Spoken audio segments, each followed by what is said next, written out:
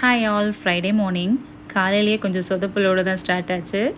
சப்பாத்தி போடலாம்னு சொல்லிட்டு சப்பாத்தி மாவு பிசைஞ்சிட்டு இருந்தேன். கொஞ்சம் தண்ணி கூடிடுச்சு. சரி கூட கொஞ்சம் மாவு போடலாம் அப்படின்னு சொல்லிட்டு அந்த பாக்ஸ் எடுக்காமல் பக்கத்தில் ஹெல்த் மிக்ஸ் இருந்துச்சு, அதை கவனிக்கவே இல்லை. அதை போட்டு எடுத்து பிசைஞ்சிட்டு இருந்தேன். டிப்ரெஷன். கரெக்ட், அதே டிப்ரெஷன் தான். மைண்டில் ஏதோ யோசிச்சுட்டே இருந்தேன், மாற்றி எடுத்துட்டேன் போல். பிசையும் போது ஒரு மாதிரி வாசமாக இருந்துச்சு. அப்போ தான் கண்டுபிடிச்சேன். ஹெல்த் மிக்ஸ் அதுவும் அம்மா வீட்டில் பண்ணி கொடுத்தது ரொம்ப சூப்பராக இருக்கும். சரி அதில் சப்பாத்தி தானே பசங்களுக்கு கொடுத்து பார்ப்போம் அப்படின்னு அவங்களும் நல்லா சாப்பிட்டாங்க. சரி இந்த ஐடியா நல்லா இருக்கே, இனி பேசாமல் கொஞ்சம் மிக்ஸ் பண்ணியே பண்ணி கொடுக்கலாம் அப்படின்னு சொல்லிட்டு நினச்சிருக்கேன். பிரேக்ஃபாஸ்ட்டுக்கு அப்புறம் எனக்கு கொஞ்சம் ஃப்ரீ டைம் கிடைக்கும். ஏன்னா பசங்களுக்கு அன்றைக்கி லீவாக தான் இருந்துச்சு. அதனால் சூப்பராக கொஞ்சம் ரிலாக்ஸ் பண்ணிவிட்டு தான் லஞ்ச் பண்ண ஸ்டார்ட் பண்ணியிருந்தேன். இன்றைக்கி லஞ்ச் வந்து ரசம், சௌச்சோ கூட்டு. அந்த தொளி வந்து கொஞ்சம் லேஸாக இருந்தால் அந்த துவையல் பண்ணலாம், ரொம்ப ஹார்டாக இருந்தால் நல்லா இருக்காது. இந்த ஐட்டம்ஸ் எல்லாமே ஒரு பேனில் போட்டு வதக்கிக்கோங்க. நான் கொஞ்சம் தோல் பெருசாக போட்டிருக்கேன், நீங்கள் கொஞ்சம் குட்டியாக கட் பண்ணிங்கன்னா நல்லா வதங்கும்.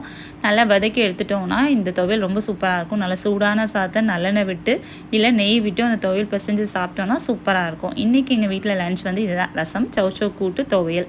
அப்புறம் இந்த நார்த்தங்காய் ஊறுகாய். எனக்கு வெறும் உப்பு மஞ்சள் தூள் போட்டு நார்த்தங்காய் ஊறுகாய் சாப்பிட ரொம்ப பிடிக்கும். ஸோ இன்றைக்கி டே அப்படி தான் போச்சு. பிடிச்சிருந்தா மறக்காமல் ஃபாலோ பண்ணுங்கள். Thank you.